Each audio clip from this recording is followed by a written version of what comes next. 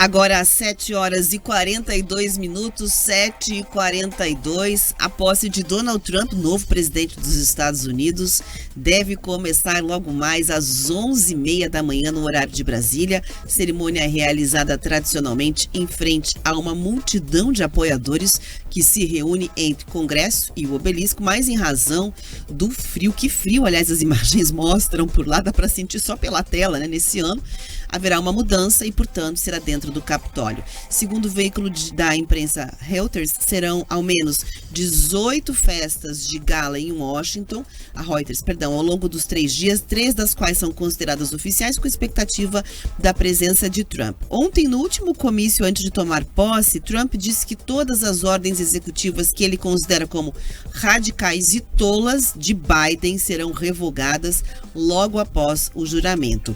Entre os pontos citados pelo republicano estão o fim das políticas de diversidade e igualdade, endurecimento das regras de imigração, modernização e fortalecimento dos militares e uma série de medidas protecionistas para a economia e a indústria norte-americanas.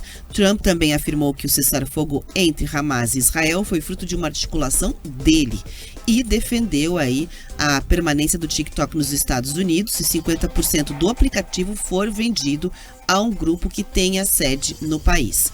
Vale lembrar que o TikTok ficou fora do ar ontem por 10 horas após o prazo que a rede social teve para que fosse vendida a empresários americanos terminar, e no discurso Trump disse que vai ampliar o prazo definido por lei e ajudar nas negociações. Após o restabelecimento dos servidores, TikTok exibiu uma mensagem agradecendo a boa vontade de Trump em negociar e assegurar uma comunicação livre. Tinha até um vídeo já, né, do CEO do TikTok nas redes sociais circulando, elogiando bastante ali o Donald Trump. E aí, nessa fala que ele fez ontem, lá com uma série de apoiadores, foi meio que um start para a posse que a gente vai acompanhar todos esses assuntos já entrando na conta, TikTok, cessar-fogo, a questão dos incêndios florestais também, sem falar no que ele chamou de maior deportação que já ocorreu na história dos Estados Unidos, reforçando ali as bandeiras que ele trouxe ao longo da campanha, né, Pedroso? Então, a expectativa é de que existam ali preparadas já dezenas de ordens executivas por parte dele, principalmente em relação às políticas antimigratórias e o ponto de vista da economia, e que isso, a partir de agora, com a posse, seja colocado em prática. O governo quer chegar, como se fala por aí, chegar com tudo, então deve, de fato, trazer ali essa série de assinaturas. E o que a gente se pergunta muitas vezes seria, naturalmente, a questão desse endurecimento das bandeiras que o Trump traz em relação ao Brasil, né, Pedroso? Como é que vamos ficar nessa conta, nessa era do governo Trump? A Federação das Indústrias aqui já fez um debate amplo, inclusive, antevendo ali cenários de oportunidades e de pontos que mereceriam atenção com a chegada desse novo governo dos Estados Unidos. O Brasil vai ter que decidir, agora com a chegada definitiva do Donald Trump à Casa Branca, o Brasil precisa escolher de que lado ele vai se alinhar, com o bloco ocidental, das democracias, dos países que defendem a liberdade, ou se ele vai ficar muito mais próximo daqueles autocratas, se ele vai se alinhar cada vez mais com Cuba, com Venezuela, com o Irã, com parte, inclusive, do Partido Chinês, que tem sim uma característica autocrática. Enfim, quando você tem ali um apoio à questão da Rússia, enfim, o Brasil vai ter que decidir de que lado do samba ele samba. Porque é isso. Com a chegada do Donald Trump, o que nós percebemos, Rafaela Moron, é que os Estados Unidos, que vinha de uma posição enfraquecida, de pouco respeito internacional, até mesmo porque a própria figura do Biden transmitia uma fraqueza, agora o cenário mudou. Agora os Estados Unidos assume um papel protagonista. E com isso, o Brasil precisa se posicionar. Por quê?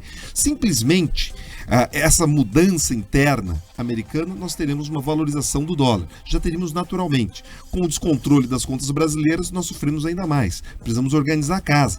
Temos a possibilidade de oportunidades imensas, porque o Donald Trump pretende cada vez mais ali essa compra de matéria-prima, essa aquisição de bens e serviços de países alinhados. É o chamado friendly shore, né? Quer dizer, eles querem comprar dos amigos. Tem ali a possibilidade que o Brasil se enquadre. Mas seremos amigos ou não? Agora, Rafa, tem outros aspectos simbólicos. Eu vejo algumas pessoas falando, ele vai começar essa deportação. Nenhuma novidade. Tudo que ele já fez no primeiro mandato. Ele vai revogar medidas econômicas. Ele promoveu uma grande desregulamentação dos Estados Unidos no seu mandato anterior. Os Estados Unidos vinha crescendo muito antes da pandemia, justamente por conta dessas medidas. Vai reduzir impostos. Enfim, são todas oportunidades que a gente pode estar atento ou não. Mas tem um aspecto simbólico. Quando ele fala que, de fato, ele garantiu que a negociação de cessar-fogo entre Israel e o Hamas acontecesse, é verdade. Até analistas muito mais à esquerda admitem que o papel do enviado, que ele encaminhou para ajudar nas negociações, foi fundamental para que a gente conseguisse seguir adiante. E o que ele fez? Ele simplesmente disse o seguinte, olha, ou vocês se resolvem, ou eu vou transformar isso daí num inferno.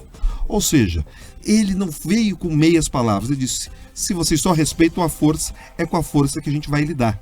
E daí a turma entendeu que quem tinha o porrete maior, era os Estados Unidos e cedeu. E quando a gente olha as imagens daquelas 3 moças, daquelas 3 meninas, reencontrando suas famílias depois de 15 meses retidas, junto com aqueles canalhas, aqueles terroristas do Hamas, não tem como você não se emocionar e não ficar aliviado que finalmente alguém deu um basta nessa situação. Uma das moças, Rafa, perdeu 3 dedos da mão porque tomou um tiro. Passaram por situações inimagináveis, não gosto nem de pensar. Mas finalmente elas estão livres porque alguém resolveu enfrentar a barbárie em prol da liberdade. Pedro, você falou sobre a resolução, dessa questão do cessar-fogo chegar ali com quem tem o porrete maior na mesa. Eu lembrei muito da tentativa do Brasil de solucionar ali a questão da Ucrânia e da Rússia, dizendo que se resolveria na mesa com uma cervejinha se fosse no Brasil. Essa questão, pelo visto, o Donald Trump seguiu o caminho bem absolutamente contrário, nada de tentar sentar conversar, muito menos com uma cervejinha. Foi na base ali de quem tem o maior arsenal e o maior poder de fogo.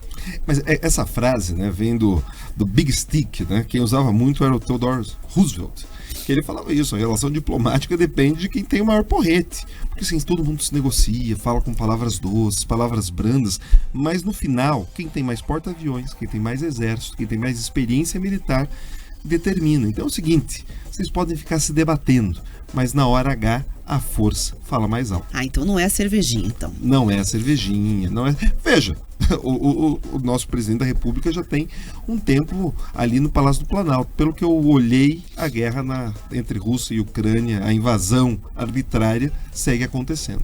Agora são 7h50, 10 para as 8 da manhã, também conhecida, a gente vai falar lá no chat, ao vivo, exclusivo para o pessoal do YouTube. Entra lá em Jovem Pan, Grupo RIC. Tem mais análise política exclusiva para o pessoal que está na live. Até já.